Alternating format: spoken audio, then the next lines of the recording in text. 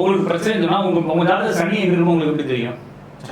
எங்க இருக்கு? சரி, ஜாதகத்தை பார்த்தா மட்டும் உங்களுக்கு தெரிஞ்சிருமா? உங்க ஜாதகத்தை காட்டி உங்க ஜாதக குரு எங்க இருக்குன்னு கேட்டா சொல்லிடுவீங்களா? தெரியாது. நான் காமன் பீப்புளா இருக்கிறவங்க அந்த கட்டத்தோட பேரு தெரியணும் ஃபர்ஸ்ட் இல்லைங்களா? அவங்க கட்டத்துல குருனா எங்க இருக்கு, வியாழன் எழுதி வச்சிருப்பான் இல்லைங்களா? அது எங்க எழுதிக்கிறான், அது எந்த ராசியில் இருக்குது, இப்போ கோச்சார சனி எங்க போயிட்டு இருக்கு, இந்த மாதிரி கதைகள் எல்லாம் நிறைய பேருக்கு தெரியாது. அப்போ உங்களுக்கு காமன் பீப்புளுக்கு ஒரு குழப்பத்தை ஏற்படுத்தணும், ஒரு நம்பிக்கை ஏற்படுத்தணும் என்ன செய்யறாங்கன்னா அவங்களுக்கு அவங்களுடைய ராசி தெரியும் இல்லைங்களா?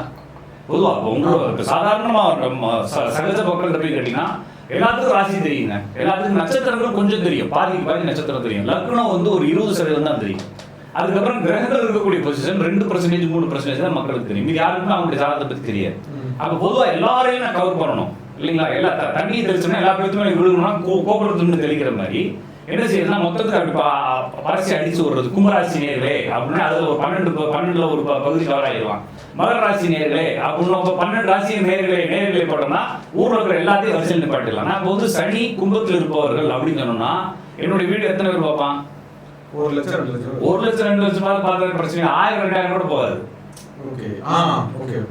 புக்ல நான் வந்து சனி கும்பத்தில் இருக்கும் ஜாதகர்களுக்கான பலன் எழுதிங்கன்னா அந்த புத்தகம் வந்து அவர் பெருசா விற்காது.